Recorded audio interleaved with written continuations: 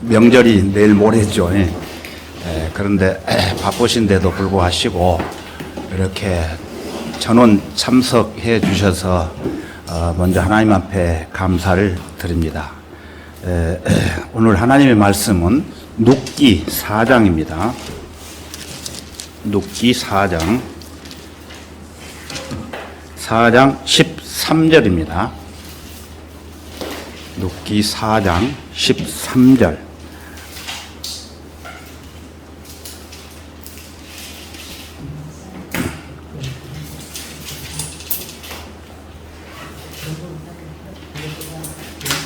눕기 4장 13절.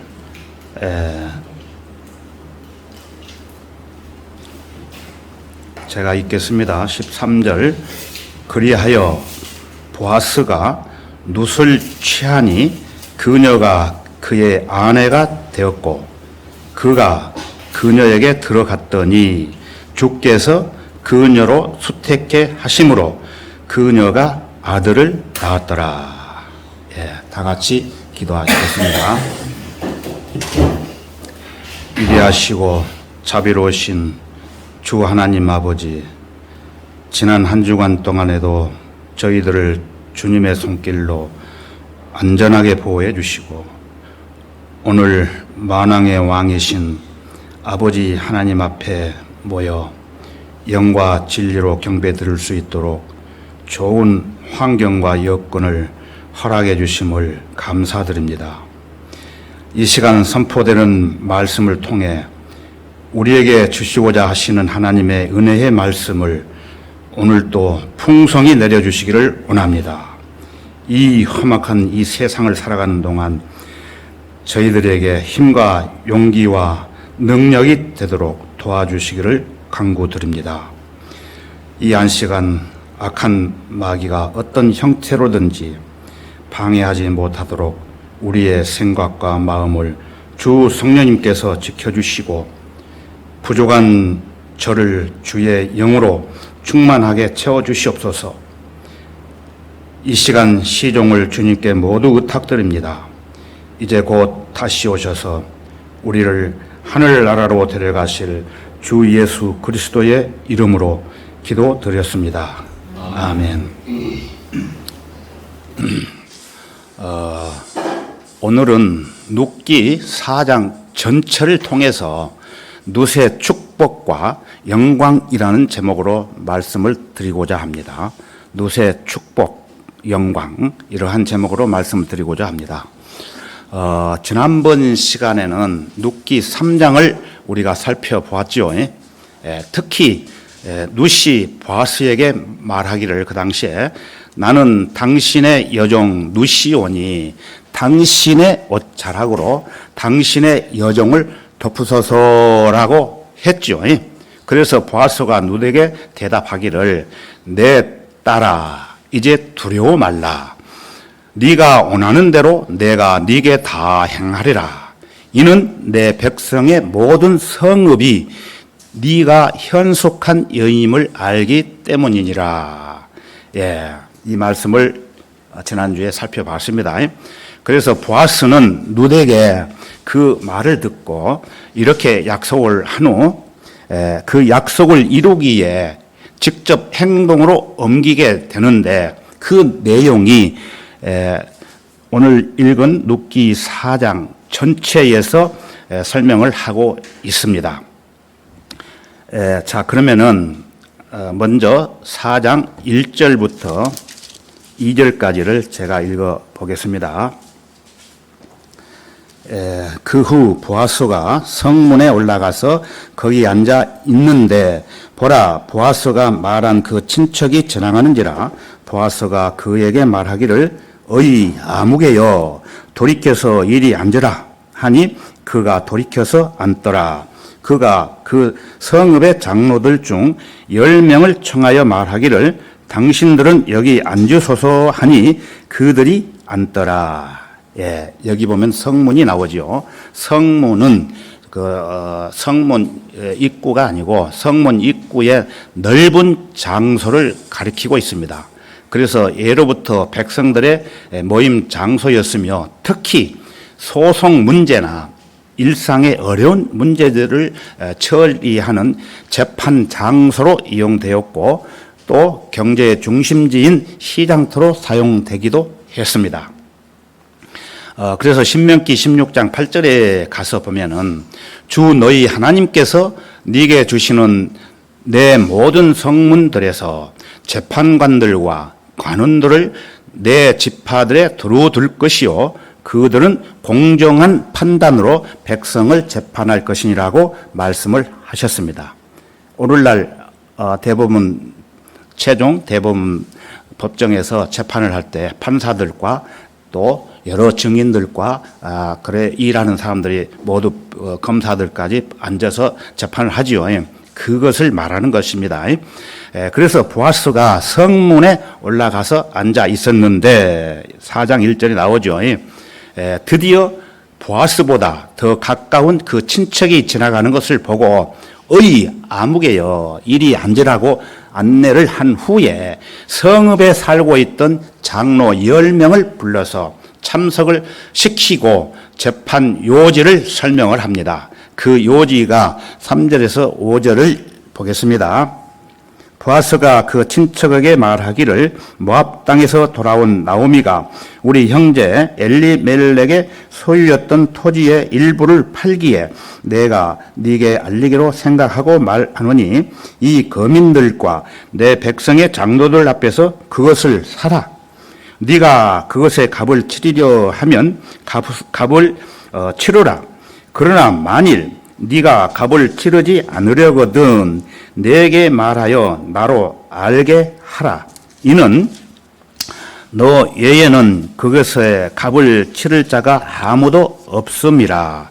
나는 네 다음이라 하니 그가 말하기를 내가 그 값을 치르리라 하더라. 그러자 보아스가 말하기를 내가 나오미의 손에서 그 밭을 사는 날 너는 죽은 자의 이름을 그 유업 이에 일으키기 위해 그 죽은 자의 아내인 모압 여인 룻에게서도 그것을 사게 되는 것이라 하더라. 이렇게 주고받는 말입니다.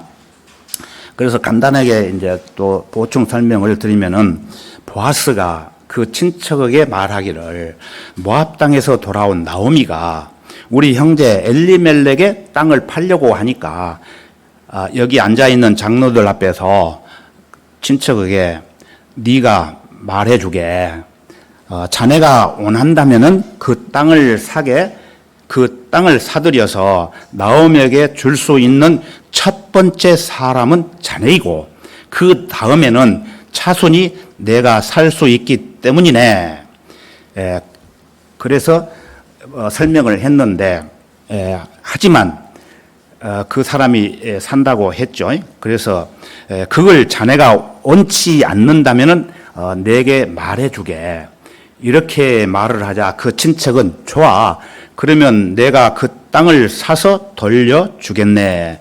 이렇게 말을 하고 있죠. 그래서 보아스가 다시 말하기를 자 그러면은 자네가 나오미의 땅을 사겠다면은 엘리멜렉의 죽은 아들의 아내인 모함 여자 룻을 아내로 맞아 들여야 하네. 보아스는 어떤 근거에 의해서 이런 설명을 했을까요? 어떤 근거가 있겠죠. 자, 그러면은 룻기 4장을 표로 해 놓으십시오. 여러분 왔다 갔다 합니다. 다시 옵니다. 표로 해 놓으시고 신명기 25장으로 가겠습니다. 어떤 이유에서 이렇게 설명을 했는지를 살펴보겠습니다. 신명기 25장 5절입니다. 335페이지가 되겠습니다.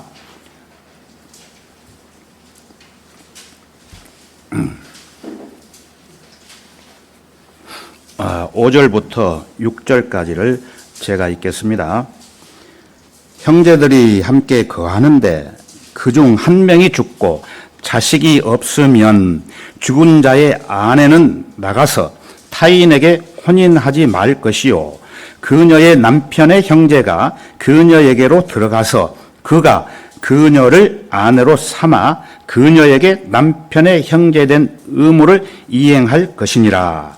그녀가 낳은 첫 태생으로 죽은 자기 형제의 이름을 이어받게 하여 그의 이름을 이스라엘에서 끊어지지 않게 할지니라. 예. 여기에 나오는 형제는 구원받은 형제가 아닙니다. 예, 육신적인 형제간을 말하고 있는 것입니다. 그래서 육신의 형이 죽으면은 밑에 동생은 형수하고 결혼을 하게 되어 있어요. 그래서 그녀가 낳은 첫 태생으로 죽은 자기 형제의 형님의 이름을 이어받아 이스라엘에서 끊어지지 않게 하는 것입니다. 즉 대를 잇는다는 것입니다. 이러한 역사가 성경 여러 곳에서 여러 번 언급되어 있습니다. 여기 또 신명기 25장을 표에 두십시오. 다시 옵니다. 신명기 25장을 여기를 표에 두시고 그 성경에 보면은 빨간 줄과 파란 줄이 있을 거예요. 그걸로 딱 끼워 놓으십시오. 다시 옵니다. 눕기 4장 6절로 가겠습니다. 눕기 4장 6절. 4장 6절. 제가 읽을게요. 그 친척이 말하기를 나는 나의 유업이 손해를 입을까 하여 나를 위해 값을 치르지 못하겠노라. 내 권리를 네게 주노니 네가 값을 치르라. 나는 그곳에 값을 치르지 못하겠노라 하더라. 포기를 하죠. 포기. 왜 그럴까요? 여기 가까운 친척은 이미 아내가 있는 사람이에요. 자녀가 여러 명 있겠지요. 아내가 있는 사람이 구속의 권리를 행사를 하게 되면은 또한 여인을 얻게 되는데, 결혼으로 인해서 여인을 얻게 되는데, 이 여인의 신부는 이스라엘 인족이 아니고 모압 여인이에요. 이방인이에요. 그래서 율법에 보면은 모압 여인인 이방 여인을 회중에 받아들이면은 절대로 안 되게 되어 있어요. 그것은 씨와 관련되어 있기 때문에 그렇습니다. 그러면 이스라엘이 아닌 이방인을 누가 신부로 맞아들일 수 있는 것인가? 예수 그리스도이십니다. 예수 그리스도. 이방인을 신부로 받아들이는 그 부분에 있어서 그 예표로 솔로몬을 통해서 또 보아스와 룻과의 관계를 통해서 보여주고 있습니다. 영적인 관계로 설명을 들으시면 되겠습니다. 물론 그리스도의 몸 안에는 유대인과 이방인의 차별이 없습니다. 유대인도 예수 그리스도를 개인의 구주로 믿으면은 그리스도의 몸 안으로 들어오는 것입니다. 그러나 비중으로 봤을 때 그리스도의 몸을 이루고 있는 사람은 거의 대부분은 이방인들입니다. 지금 이런 상황에서 봐서 보아스 혼인하지 않은 남자예요. 그래서 룻을 아내로 맞이할 수가 있는 조건이 되는 것입니다. 7절에서 8절을 보겠습니다. 옛날 이스라엘에서 값을 치르고 교환하는 일에 관하여 모든 일을 확정하는 관습이 이것이었으니 즉 사람이 자기 신을 벗어 그것을 그의 이웃에게 주는 것이더라. 이것이 이스라엘의 증거가 되었더라. 그러므로 그 친척이 보아스에게 말하기를 네가 그것을 사라 하고 그가 자기 신을 벗더라. 자기 신을 벗더라. 그래서 옛날에 이스라엘에서 값을 치르고 교환하는 일에 관해서 값을 치른다는 것은 굉장히 중요하게 생각을 했던 것입니다. 그래서 그 친척이 보아스에게 말하기를 네가 그것을 사라 하고 그가 자기 신을 벗더라. 이것은 하나의 증표로 자기 신발을 벗어 주었던 것입니다. 자, 그러면은 신명기 25장으로 다시 가서 보겠습니다. 표해 놓으셨죠? 신명기 25장 8절에서 10절입니다. 오늘은 성경을 석 장을 읽어야 되는데 제가 다 읽는 것보다 우리 성도님들과 같이 이렇게 읽어보면 좋겠습니다. 누가 읽어보겠습니까? 강영전 님이 한번 먼저 읽어보십시오. 25장 8절에서 10절입니다. 크게 읽으셔야 됩니다.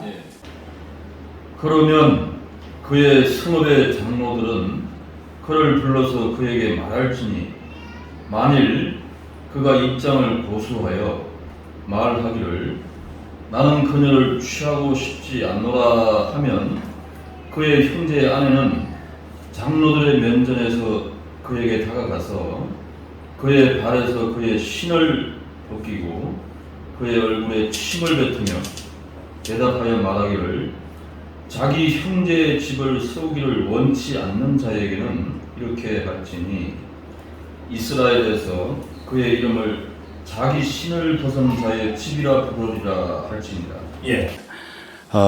지금으로부터 약 3450년경에는 이러한 관습이 있었습니다. 지금은 아니죠. 그래서 이러한 근거에 의해서 그 가까운 친척은 미리 자기 신을 스스로 벗어서 증표로 보아스에게 주었던 것입니다. 이게 근거가 됐던 것입니다. 그래서 결국은 보아스와 룻이 혼인을 하게 되는데 여기에서 갑이 등장을 하게 됩니다. 갑. 성경적 결혼이에요. 성경적 결혼에는 반드시 갑을 치러야 합니다. 이것은 바로 예수 그리스도와 관련된 말씀이에요. 모든 일을 확증하는 관습이 이것이었으니 즉 사람이 자기 신을 벗어 그것을 그의 이웃에게 주는 것이더라. 신발을 벗어 주었죠. 이것이 이스라엘에서 증거가 되었더라. 이렇게 말씀을 하고 계십니다. 예수 그리스도와 관련해서 말씀하시는 겁니다. 또한 예수 그리스도의 속죄를 보여주는 그림이기도 합니다. 저와 여러분은 허물과 죄로 마땅히 죄의 대가로 죽어야 되는데 갈보리 십자가의 보혈로 주님께서 우리의 죄값을 대신 지불을 하셨던 것입니다. 그래서 사도행전 20장 28절에 가서 보면은 하나님께서 자신의 피로 죄값을 치르시고 사셨다는 말씀을 하셨습니다. 또 고린도전서 6장 19절에서 20절을 보게 되면은 너희 몸은 너희가 하나님으로부터 받은 바 너희 안에 계신 성령의 전인 것을 알지 못하느냐? 너희는 너희 자신의 것이 아니니라. 너희는 값을 치르고 산 것이니 그러므로 하나님의 것인 너희 몸과 너희 영으로 하나님께 영광을 돌리라. 이렇게 말씀을 하고 계십니다. 하나님께서 값을 치르고 여러분을 사신 것입니다. 단순히 신부 지참금이 아닙니다. 예수 그리스도의 보혈이 흘러져야만이 우리들의 죄가 속죄되는 것을 말하는 것입니다. 다시 룻기 4장으로 가겠습니다. 룻기 4장 9절에서 10절을 보겠습니다. 8절까지 읽었죠. 4장 9절에서 10절.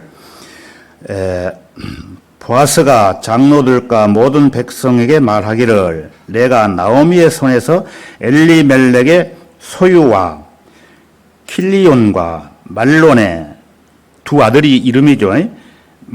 킬리온과 말론의 소유였던 모든 것을 산 일에 대하여 너희가 오늘 나의 증인들이라. 또 말론의 아내 모압 여인 룻도 내가 내 아내로 샀으니 죽은 자의 이름을 그의 유업 위에 일으켜 죽은 자의 이름이 그의 형제 가운데서와 그의 처소의 성문에서 끊어지지 않게 한 일에도 너희가 오늘 증인들이라 하자. 간단하게 설명드리면은 보아스는 성읍 장로 10명에게 너희가 오늘 나의 증인들이라, 합법적인 결혼에 대해서 너희가 증인이 오늘 되었다.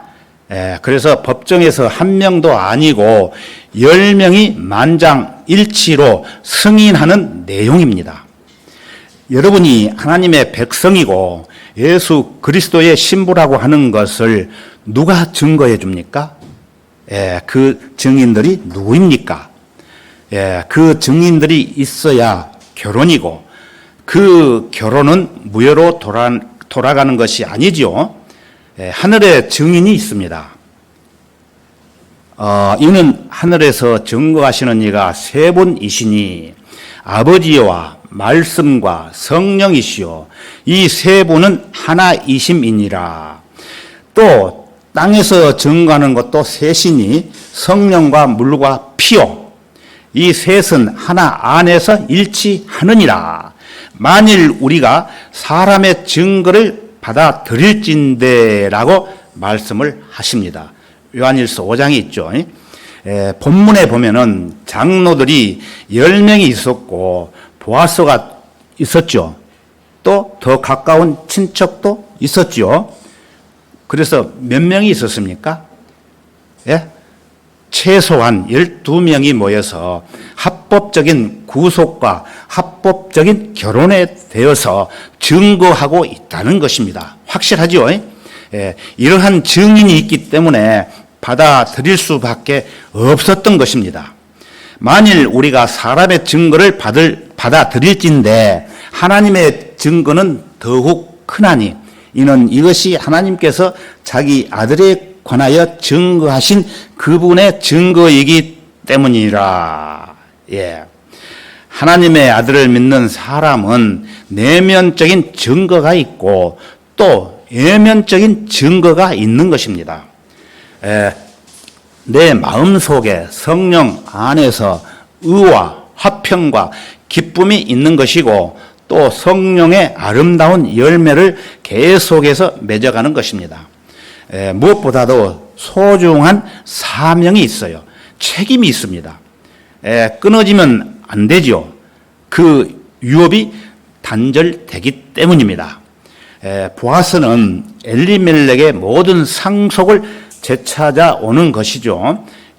예수 그리스도를 영접한 하나님의 자녀들은 하나님의 상속자요, 또 그리스도와 함께하는 상속자라고 성경은 말씀하고 있습니다. 그래서 우리의 구원의 목적은 상속에 있습니다. 상속. 구원에는 결혼이 포함되어 있지요. 예수 그리스도와 혼인하는 모든 그리스도인은 반드시 잊어서는 안 되는 것이 바로 유업에 대한 상속입니다. 그래서 왕같은 제사장의 신분을 우리에게 주셨죠. 우리는 통치권을 가지고 있는 사람들입니다. 그 통치권은 상속권을 포함하고 있습니다. 그 목적으로 우리를 구원하신 것입니다. 그래서 보아스는 재산을 줌으로 인해 신부를 얻었지만 그러나 예수님은 자신을 줌으로 인해서 신부를 얻은 것입니다. 보아스는 자기 신부를 얻기 위해서 고난이나 죽음을 당할 필요는 없었죠. 그렇지만 우리의 신랑이신 예수 그리스도께서는 신부를 얻기 위해서 고난을 받으셔야 됐고 또 십자가에서 죽으셔야 되었던 것입니다. 11절을 제가 읽어보겠습니다. 11절 성문에 있던 모든 백성과 장로들이 말하기를 우리가 증인들이라 주께서 내 집에 들어간 여인으로 둘이서 이스라엘 집을 세운 나헬과 내와 같이 되게 하기를 원하며 네가 에프라타에서 유력하게 되며 베들레헴에서 유명하게 되기를 원하노라. 여기 보면은 주께서 내 집에 들어간 여인이 나오죠. 누구를 말합니까? 예? 룻이지요, 룻. 예, 즉 룻으로 하여금 라헬과 레아와 같이 되기를 바라는 것입니다. 야곱의 두 아들인 라헬과 레아는 몇 명의 아들을 낳았죠? 8명의 아들을 낳았습니다. 이 두 여인은 시리아인들이었어요. 이방인이에요. 이방인. 그래서 라헬과 레아처럼 룻은 먼 훗날 복을 받는다는 것을 설명하는 것입니다. 그래서 룻은 나중에 세월이 지나가서 나중에 하나님께서 이스라엘의 왕으로 세우신 다윗 왕이 있죠. 그 다윗 왕의 증조모가 되었던 것입니다.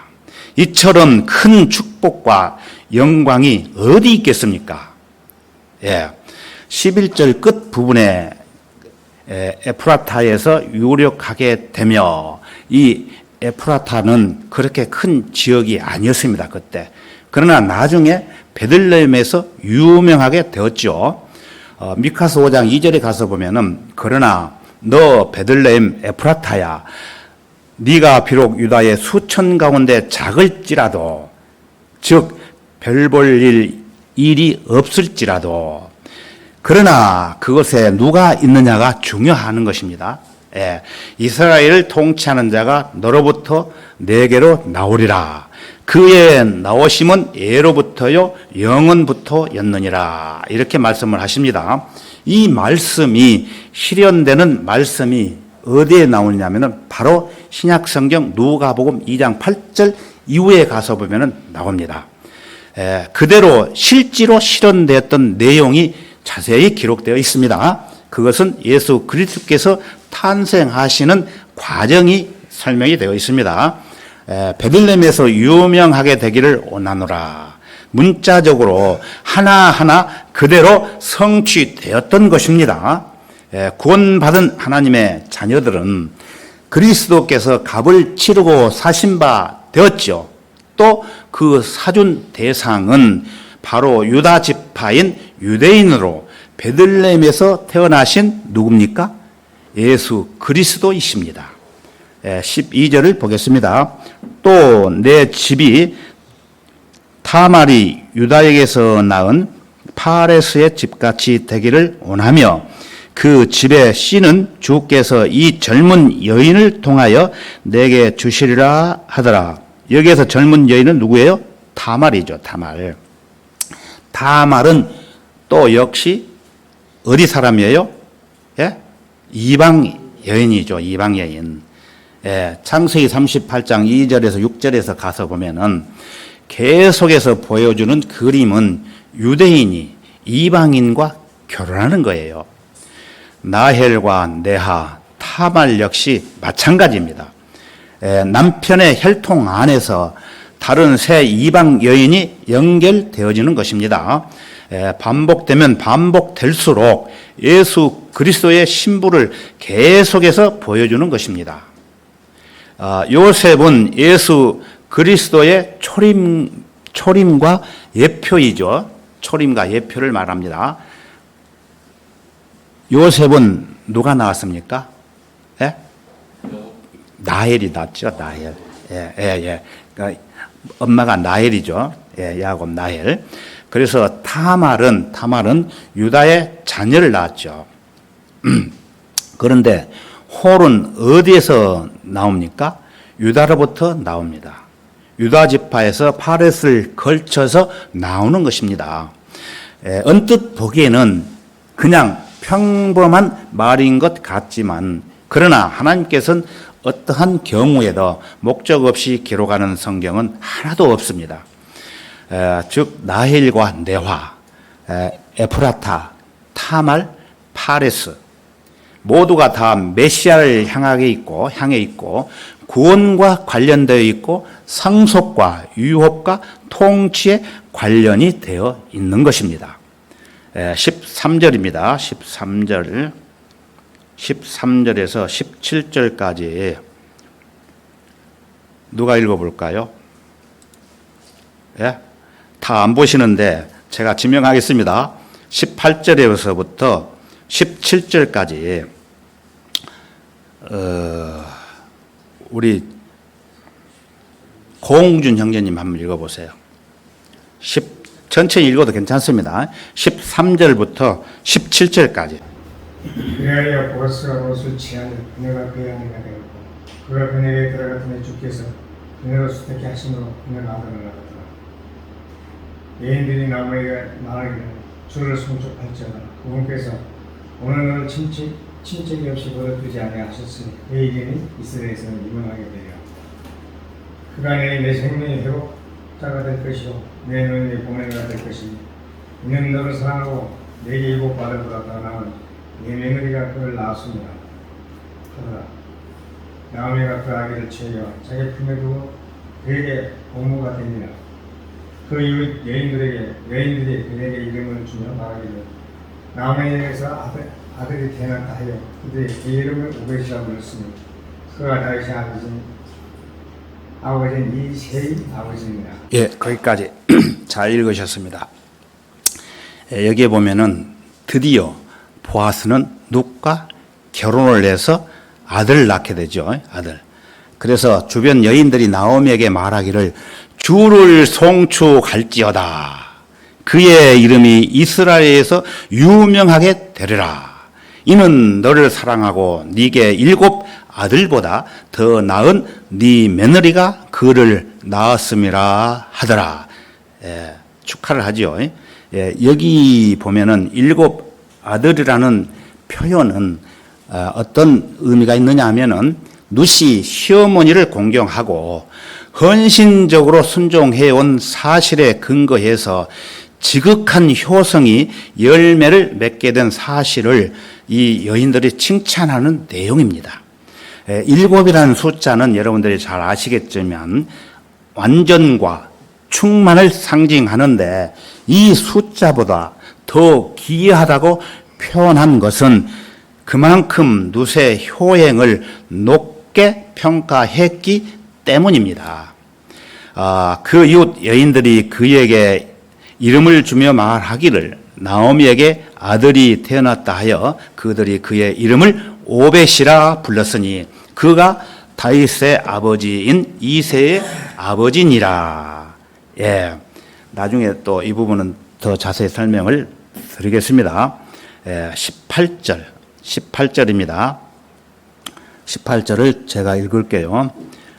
이것이 파레스의 후대니 파레스는 헤스노를 낳고, 여기까지 읽겠습니다. 룻기에는 이 파레스에 대한 자세한 구체적인 설명이 없어요. 자, 그러면은 파레스에 대해서 잠깐 구체적인 설명을 한번 살펴보겠습니다. 여기를 표를 해 놓으십시오. 창세기 38장으로 가겠습니다. 창세기 38장. 창세기 38장 18절입니다. 18절. 여기 창세기 38장에 보면은 유다의 기록이 있죠. 유다의 기록.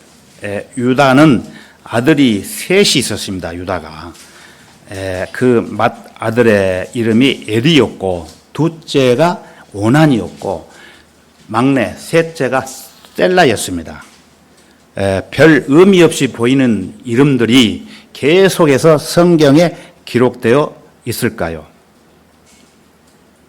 왜 그럴까요? 어떤 이유가 있겠죠. 아들 하나님과 관련이 있기 때문에 그런 것입니다. 자, 그러면은 6절에서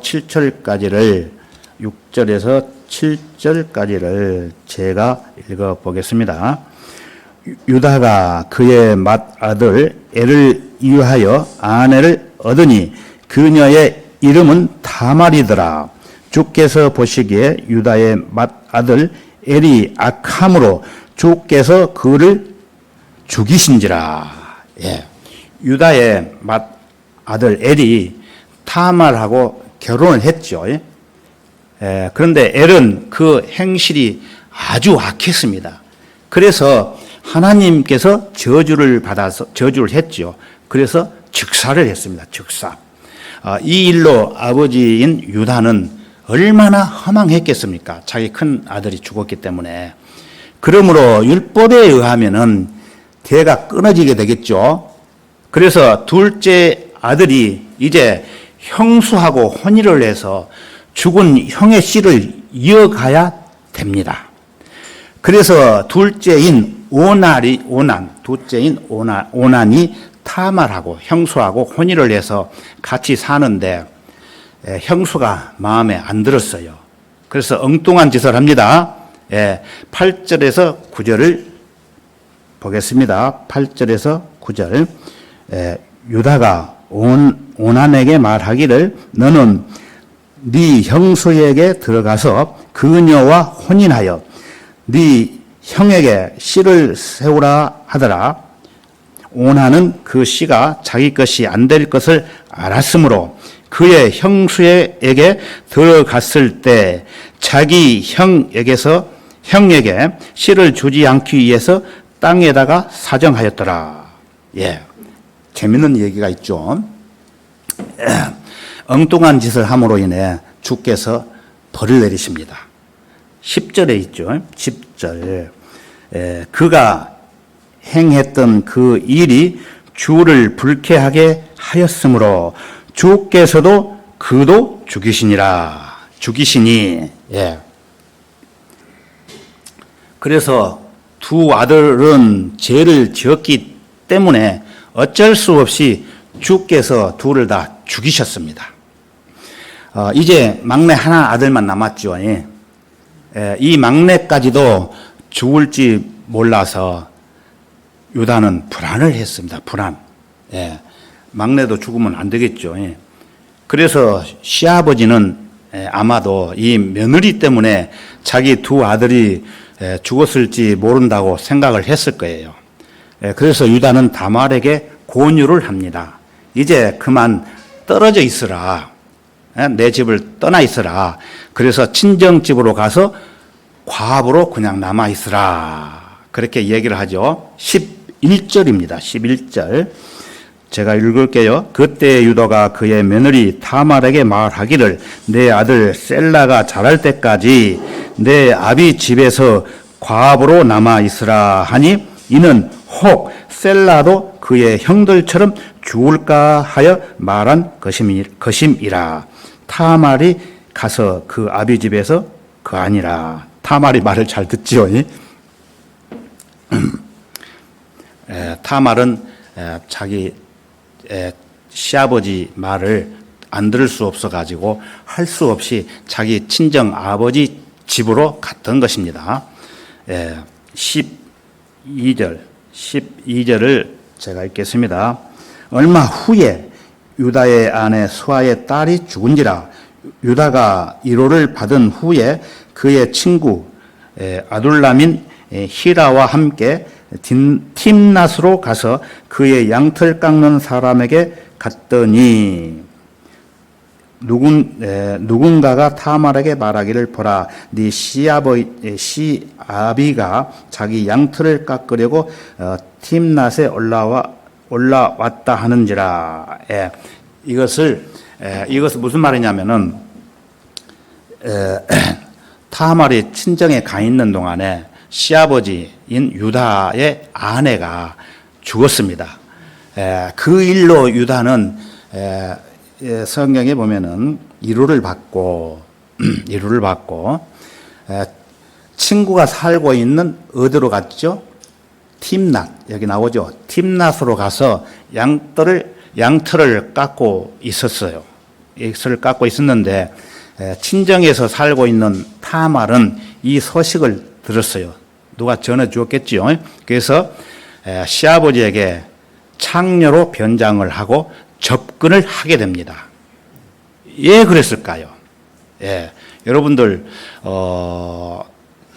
교회를 오래 다니신 분들은 이 내용을 잘 아실 것입니다.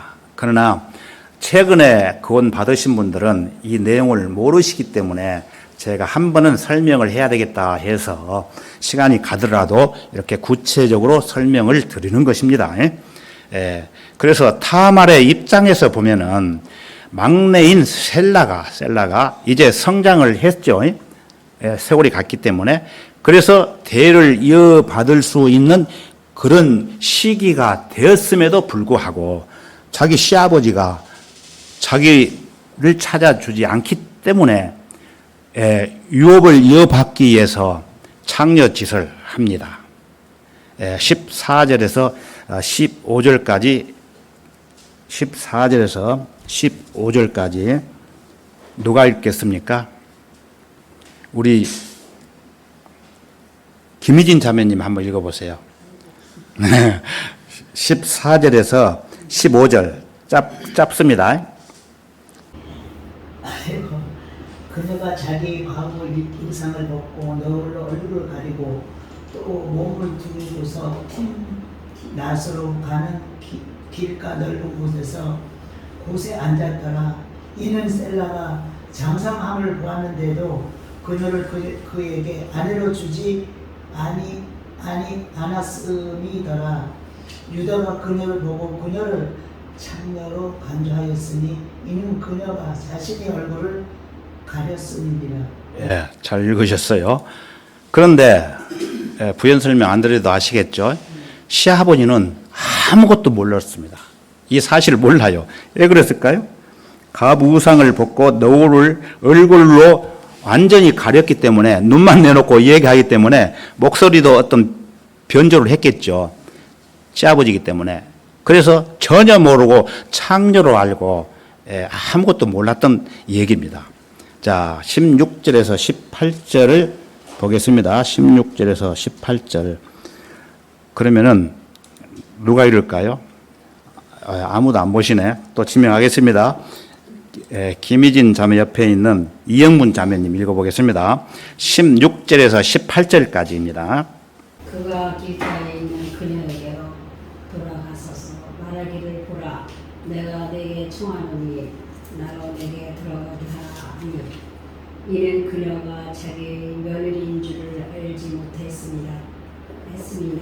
그녀가 말하기를 당신이 내게 무엇을 주고 들어오느뇨 하니 그가 말하기를 내가 내 떼에서 염소 새끼를 보내주리라 하더라. 그녀가 말하기를 당신이 그것을 보낼 때까지 약조물을 주겠느냐 하니 그가 말하기를 내가 무슨 약조물을 내게 주랴 하더라.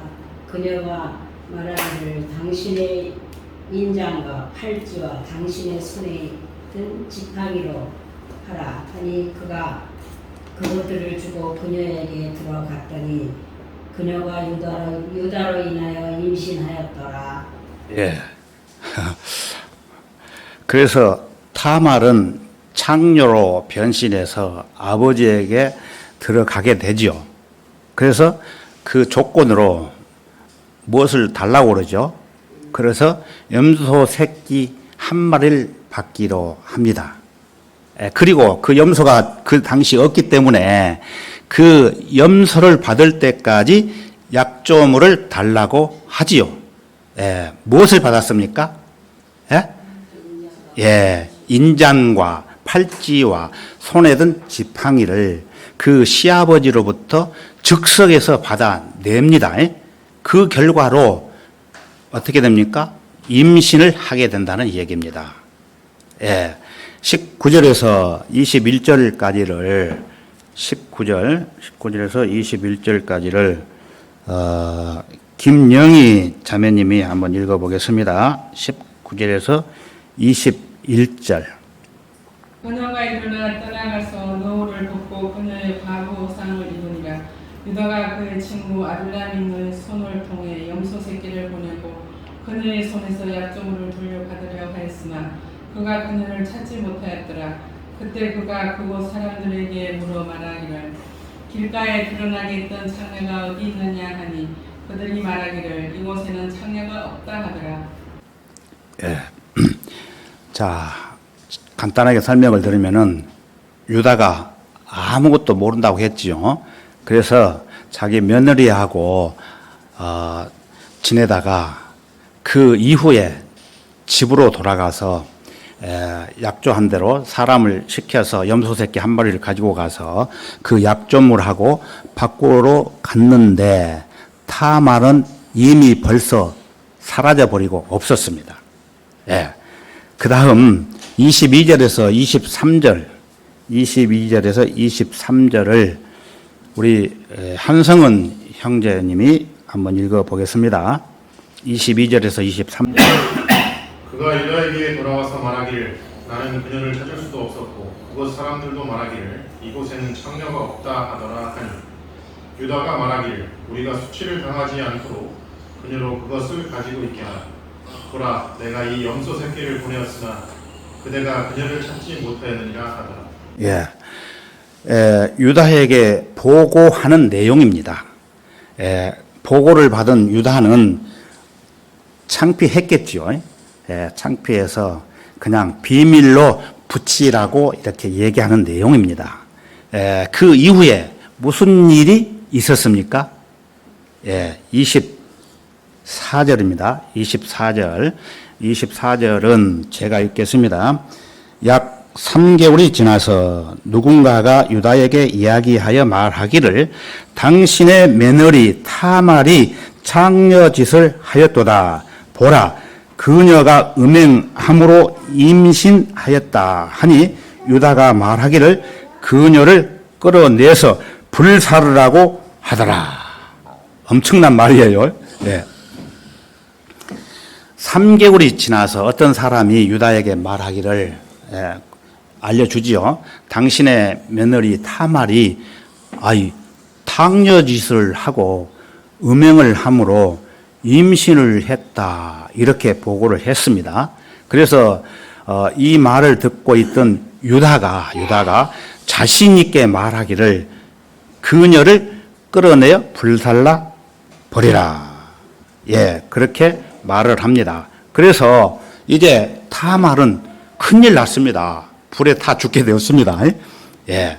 그러나 하나님께서는 타말에게 이 일을 이미 대비하도록 인도해 주셨던 것입니다. 25절에서 26절까지를 25절에서 26절까지를 우리 윤태근 형제님이 한번 읽어보실까요? 25절에서 26절까지. 그녀가 끌려나갈 때에 그녀가 그녀의 시아버지에게 고백한 말이요 이 물건의 임자로 인하여 내가 임신하였나이다 하며 그녀가 말하기를 내가 당신에게 청하오니 이 임장과 팔찌와 지팡이가 누구의 것인지 분별하소서 하더라. 유다가 26절까지. 유다가 그것들을 시인하고 말하기를 그녀가 나보다 더 의로웠으니 이는 내가 그녀를 내 아들 셀라에게 주지 않았음이라 하고 다시는 그녀를 가까이 하지 않더라. 예. 타말은 시아버지의 인장과 또 팔찌와 또 무엇이 있었죠? 예, 지팡이. 지팡이를 약조물로 증거로 가지고 있었기 때문에 어떻게 됐습니까? 불에 타 죽지 않고 무사했던 것입니다. 예. 이 대목에서 굉장히 중요한 의미가 있습니다. 어떠한 의미가 있을까요? 예? 창녀보다 더 많은 죄를 지은 사람이 있을까요? 예? 이 세상에 창녀보다 더 많이 지은 사람. 죄는 죄지만은 죄의 물량으로 봐서는 평생을 창녀짓을 했던 사람하고 창녀짓을 안 했던 사람. 예. 길에 지나가는 그 남자들 여자 보면 아이고 이쁘다. 이것도 죄가 되어요. 성경에 보면은. 그러나 창녀짓보다는 더 약한 죄겠죠. 예. 그래서 시아버지의 증거물을 가지고 있었기 때문에 불에 타 죽지 않고 살아남았던 것입니다. 이것을 성경적으로 설명을 해보면은 저와 여러분이 하나님을 멀리 떠나 지옥불에 들어갈 수밖에 없었지만은 지옥불 성경에 나오죠. 하나님께서 죄인들을 사랑하심으로 그 사랑을 알고 구원받은 사람들은 성령을 이미 선물로 받았기 때문에 지옥불에 들어가지 않는 그 성령을 증거물로 주셨던 것입니다. 그 성령을 받았기 때문에 그 지옥불에 들어가지 않는 것입니다. 예, 그 성령은 죄를 용서해 줬다는 증표가 되는 것이에요. 여러분들이 구원 받았으면 다 성령을 받았습니다. 설명을 한번 드렸을 것입니다. 예, 구원 받으면 성령을 선물로 받았다. 사도행전 2장에 보면은 그렇게 내용이 되어 있죠. 27절부터 30절, 27절부터 30절 상당히 긴 내용인데 안 읽으신 분 우리 안 쳐다보시는데 고성만 형제님이 한번 읽어보실까요? 27절부터 30절까지. 그녀가 임신하였을 때에 보라 그녀의 태에 쌍둥이가 있더라. 그녀가 해산할 때에 손에 나오니 산파가 주색 씨를 가져다 그의 손에 묶어 주며 말라기를 이 아이가 먼저 나왔다 하고 그가 그의 손을 도로 들으니 보라 그의 형제가 나오는지라. 산파가 말라기를 내가 어찌하여 갑자기 튀어나오느냐 갑자기 나오니 너에게 있으라 하니 그의 이름을 파레스라 불렀더라. 또 그의 형제 중색 씨를 손에 묶은 자가 뒤에 나오니 그의 이름을 사라라 불렀더라. 예, 간단하게 또 설명드리면은 이 타말이 쌍둥이를 가졌죠. 쌍둥이. 그런데 쌍둥이가 한 번에 태어나죠, 여러분. 예, 그런데 쌍둥이가 태어났는데 먼저 얘가 나왔는데 그래서 먼저 나온 애를 여기 성경에 보면은 주홍색으로 묶었어요. 예, 묶었는데 이 얘가 나오지 않고 다시 엄마 뱃속으로 들어가 버려요. 그래서 다른 애가 나오는데 이 주홍색을 띤 애는 나오지 않고 다른 애가 나와요. 예?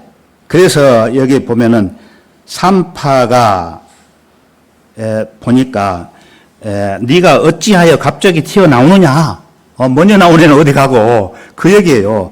그래서 갑자기 나옴이 너에게 있으라 하니 그의 이름을 팔레스라 불렀더라. 이 굉장한 의미가 있습니다. 성경에 아들이 둘이 나오는데 큰 아들과 작은 아들이 나오죠. 예. 그런데 팔레스가 먼저 나왔던 것입니다. 그래서 유다는 며느리 타말의 사이에서 파레스와 누구를 낳았죠? 사라를 낳았습니다. 쌍둥이. 인간적으로 볼 때는 이해할 수 없는 탄생이죠. 전에 우리 자인 영감님이 구원을 받고 엄청나게 성경을 많이 봤어요. 우리 아버지도 그랬고. 그런데 이 창세기를 처음에 많이 읽으면 재미가 있지 않습니까? 처음에 이렇게 쭉 읽었는데 재미가 있었어요. 그런데 이 대목을 딱 읽고는 에이고 이놈의 성경에 이런 성경이 있느냐고는 덮어버리고 그 뒤로 성경을 안 읽었어요. 그런데 그것이 교회하고 연결되어 가지고 왜 이런 성경이 기록됐는가 알게 된다면은 아주 참 좋았을 건데 그것을 몰랐기 때문에 성경을 딱 덮어버리고 그 뒤로는 아이고 유교가 낫지 이런 식으로 또 얘기를 했습니다. 그러나 나중에 그 구원을 받았는가 안 받았는가 이렇게 살펴봤는데 돌아가실 때 아이고 내가 이렇게 고통을 받으니까 빨리 죽어야 되는데 그 김영희한테 전화해가지고 나 빨리 하나님이 데려가게 해달라고 기도해달라고 그런 전화를 또 받은 적이 있습니다. 그래서 구원 간증을 들어보면은 굉장히 구원 받는 것이 확실하게 구원을 받았던 그런 일이 있었습니다. 딸이니까 아들입니까? 예? 여기 아들 둘, 아들 쌍둥이 아들 둘. 예. 그래서 첫째는 파레스고 둘째는 사라. 예. 왜 그러냐면은 아들이 나와야 대를 이어가지 않습니까? 딸은 아무리 죄송합니다. 도락구로 열자, 백자가 있어도 아무 소용이 없어요. 아들, 오로지 아들이에요, 아들. 여러분들 남자라고 뭐 또 목에 힘주고 그러지 마세요. 여자가 아니면 태어나지 않습니까? 태어나지 않아요. 예. 잘 이해를 하셔야 돼요. 예. 예. 그래서 파레스와 사라를 얻게 됩니다. 인간적으로 볼 때는 이해할 수 없는 탄생이에요. 그러나 예수 그리스도는 바로 이 파레스 가문에서 가장 낮고 천한 인간의 모습으로 태어나야만 했기 때문에 이런 일이 있었던 것입니다. 나중에 또 설명을 드릴게요. 그것은 전 구속사에 걸쳐 모든 죄인에게 동일하게 적용된다는 원리를 보여주려고 하시는 것입니다. 따라서 구원은 이스라엘 백성뿐만 아니라 모든 사람에게 동일하게 적용이 되며 회개하고 하나님께 돌아오는 사람들은 모두 하나님의 일에 쓰임 받는 자격을 얻게 됨을 알려주고 있는 것입니다. 그래서 갑자기 태어나온 파레스는 눕기 4장 18절에 여러분들이 보셨지요. 파레스. 그래서 눕기 4장으로 다시 가겠습니다. 눕기 4장 18절. 18절. 이것이 파레스의 후대니 파레스는 헤스론을 낳고, 여기서부터 그 파레스의 대가 이어져 나가고 있습니다. 눕기 4장 18절에서 22절까지는 눕기에서 가장 중요한 구절이라고 러크만 목사님은 말씀하시기도 합니다. 왜 그럴까요? 예수 그리스도와 관련이 있기 때문에 그렇습니다. 아주 중요한 내용이 눕기 4장 17절부터 22절까지 기록된 내용입니다. 이것은 여러분들이 외우셔도 좋습니다. 18절부터 마지막절인 22절까지를 제가 읽어보겠습니다. 이것이 17절부터 읽어볼게요. 그 이웃 여인들이 그에게 이름을 주며 말하기를 나오미에게 아들이 태어났다 하여 그들이 그의 이름을 오벳이라 불렀으니 그가 다윗의 아들인 이새의 아버지니라. 이것이 파레스의 후대니 파레스는 헤스론을 낳고 헤스론은 남을 낳고 남은 아미나답을 낳고 아미나답은 나손을 낳고 나손은 살몬을 낳고 살몬은 보아스를 낳고 보아스는 오벳을 낳고 오벳 알죠 여러분? 오벳은 이새를 낳고 이새는 다윗을 낳았더라. 여기에는 여인들의 이름이 등장합니까? 안 합니까? 여인들의 이름을 볼 수가 없죠. 등장을 하지 않습니다. 그런데 이 똑같은 계보가 약 1300년이 흐른 후에 이 시대에 흐른 후에 마태복음에 처음으로 기록이 되어 있습니다. 바로 이 룻을 통해서 예수 그리스도께서 나오시기 때문에 그런 것입니다. 자, 그러면은 마태복음 1장으로 가겠습니다. 마태복음 1장 한번 살펴보겠습니다. 신약성경 맨 처음이죠.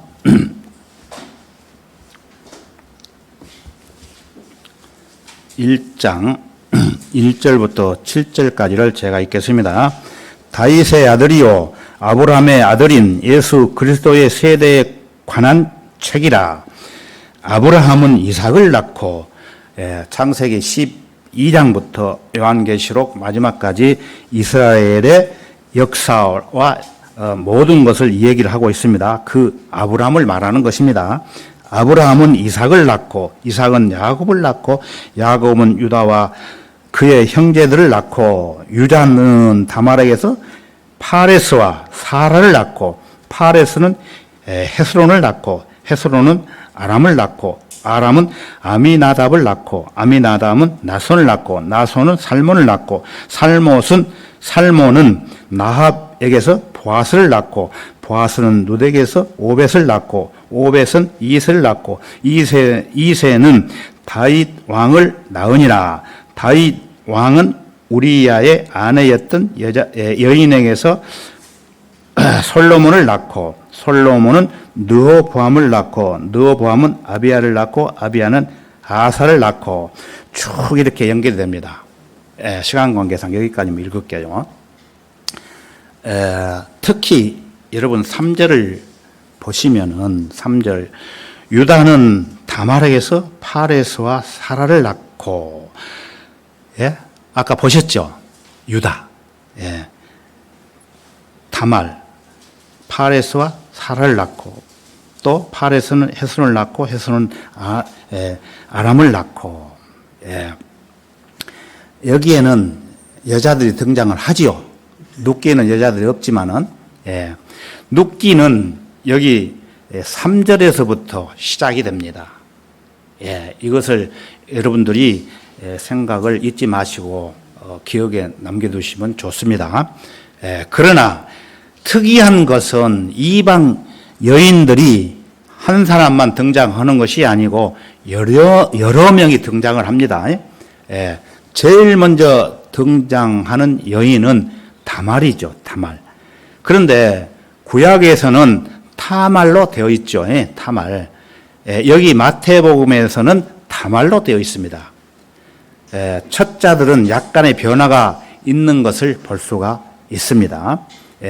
유다는 가나안 여인 다말에게서 파레스와 사라를 낳고, 쌍둥이 아까 보셨죠.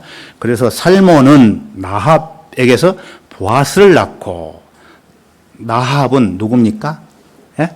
하나님을 알기 전에는 여리고 성에 살았었는데 직업이 창녀였습니다. 창녀. 나합도. 그래서 이때 이스라엘 점탕군이 쳐들어왔는데 잡히면 죽어요. 그런데 이 나합이 자기 집에 숨겨둡니다. 숨겨두고 나중에 이 정탐군들이 쳐들어오면은 네 집을 알기 위해서 네 집 지붕에다가 빨간 깃대를 세우라고 그랬어요. 그래서 이 나합은 그때 정탐꾼을 숨겨서 살려주었기 때문에 나중에 이 나합이 살고 있는 여리고 성에 이스라엘 민족이 쳐들어왔을 때에 살았던 것입니다. 보아스는 룻에게서 오벳을 낳고, 룻은 모압 여인이었습니다. 이방인. 이스라엘 회중에 들어올 수 없는 모압 여인 역시 이방 여자였어요. 또 다윗 왕은 우리아의 아내였던 이방 여인 누굽니까? 밧세바에게서 솔로몬을 낳고, 솔로몬은 르호보암을 낳고, 그 솔로몬의 어머니는 어디 사람입니까? 암몬인이었습니다. 암몬인. 유대인들이 봤을 때 모두가 다 개 취급을 하고 돼지 취급을 받던 이방 여자들, 이방 여인들이었어요. 아까 여러분들 남자들 목에 힘줬지만은, 그러나 룻의 경우 자신의 이름이 구약에 기록되어 있고 신약에도 기록되어 있죠. 유대인들의 관점에서 본다면은 아무 가치 없는 여자들이에요. 그렇지만 하나님의 관점에서 본다면은 그 여인들을 통해서 예수 그리스도께서 출현하시기 때문에 그 어떠한 인물보다도 이 세상 왕들보다도 가장 더 고귀한 인물이었던 것입니다. 다말이라든지 또 나합이라든지 룻이라든지 또 우리아의 아내였던 밧세바라든지 그 사람들을 하나님께서 가장 고귀하게 사용했던 사람들입니다. 하나님께서 가장 존귀 여기시는 사람들은 아들 하나님과 관계가 있는 사람들입니다. 아들 하나님을 존귀 여기는 사람들은 하나님께서 또 존귀히 여기십니다. 문제는 이 아들 하나님을 얼마만큼 개인의 구주로 실제 삶의 주님으로 인식하고 깨닫고 동행하느냐, 거기에 문제가 있는 것입니다. 지금까지 우리는 룻기 1장에서 4절까지를 살펴봤습니다. 자, 결론입니다. 결론. 성경은 하나님의 역사라고 합니다. 역사. 누군가 말했듯이 역사, 히스토리라고 하지요. 히스토리라고 말하는 것이지요. 예수 그리스도의 이야기예요. 예수 그리스도를 이 땅에 보내주셨을 때 그 예수 그리스도의 처음과 마지막을 기록하는 것이 역사임에 분명하다고 한다면은 그것은 유대인의 역사이고 그것은 바로 우리가 살고 있는 교회의 역사인 것은 틀림없는 사실입니다. 룻기가 중요한 것은 이 책이 애언적인 면은 물론이거니와 역사적인 면에서도 매우 중요한 결혼을 다루고 있는 것입니다. 개 취급을 받던 한 그 모압 여인 룻이 유대인 보아스와 결혼을 함으로써 장차 태어날 다윗 왕의 증조모가 되었던 것입니다. 이는 애언적으로 그리스도의 한 모형과 결혼한 이방 신부의 모형을 보여주고 있는 그림이에요. 그림. 즉 교회의 모습을 보여주고 있는 것입니다. 하나님의 관점에서 이 룻기를 통해서 하나님의 은혜가 어떤 것인지를 잘 깨닫기를 바라는 것입니다. 처음에는 모두가 다 암울한 환경이었습니다. 온 세상은 암흑 속에 있었습니다. 하지만 여러분 이번 태풍 때에 번개 보셨죠? 마치 번개가 어두운 폭풍우 속을 가르듯이 가끔씩 하나님의 영광의 불꽃이 어두운 시대 가운데서 타올랐던 것입니다. 이 모두가 하나님께서 인도하시는 은혜의 능력입니다. 은혜의 능력. 그 하나님의 은혜가 오늘날 모든 사람에게 임하기까지 아들 예수 그리스도의 희생이 또 따랐던 것입니다. 룻기는 보잘것없었던 이방 여인을 통해 다윗 왕권, 더 나아가 메시아 왕권을 준비하시는 하나님의 놀라운 섭리를 보여주고 있는 것입니다. 역사라고 합니다.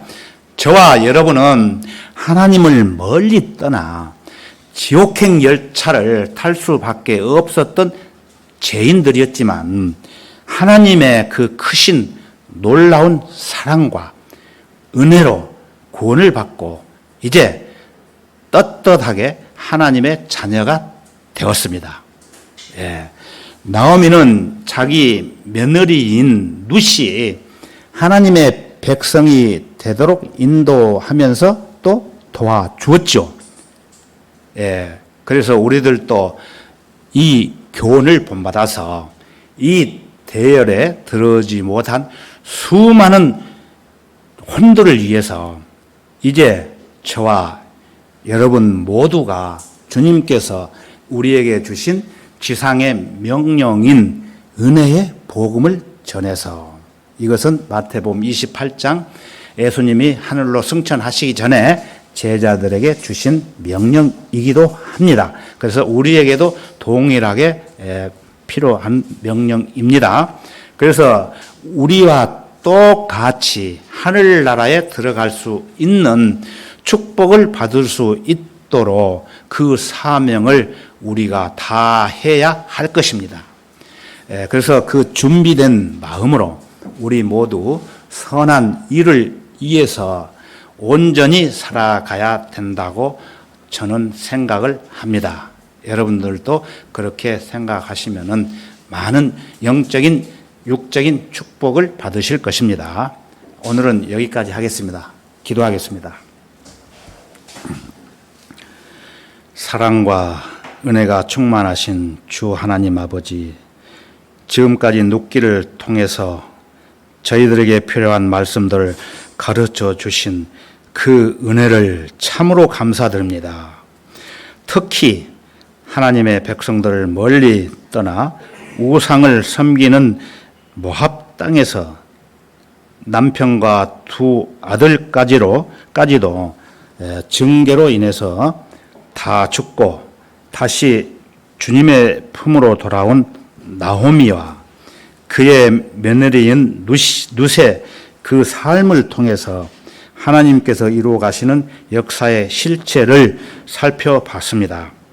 이제 저희들은 그 교훈들을 잊어버리지 않고 각자 마음속에 아로 새겨서 주님이 오시는 그날까지 어긋난 땅 길로 가지 않고 오직 주님의 몸된 교회 안에서 사랑하시는 주님과 주님의 귀한 성도들과 함께 하나님의 자녀로서 손색이 없도록 항상 온전히 주님께 맡기고 살아갈 수 있도록 인도해 주시기를 원합니다.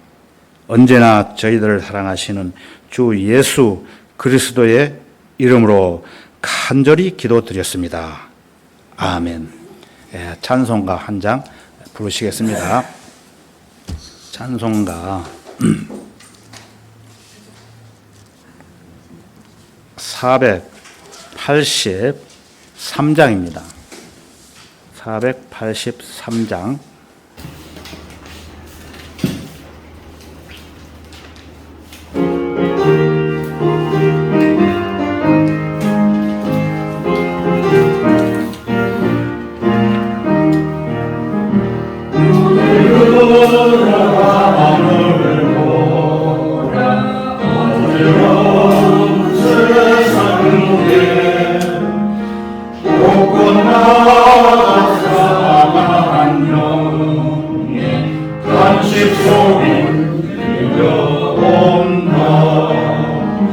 우리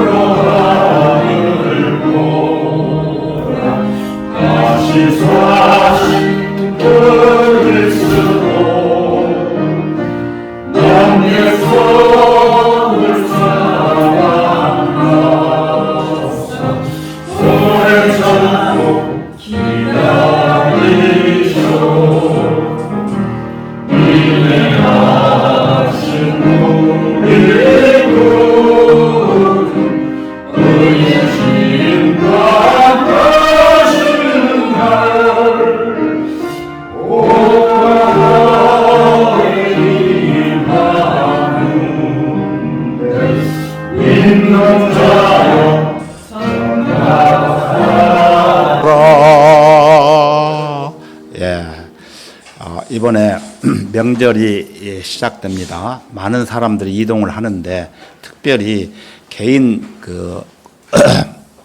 잘 챙기시고 특별히 마스크 잘 쓰시고 손을 잘 씻으시고 아무 일 없이 다음 주에 또 만나기를 하나님께 기도드립니다. 오늘 오전 예배 여기서 마치겠습니다.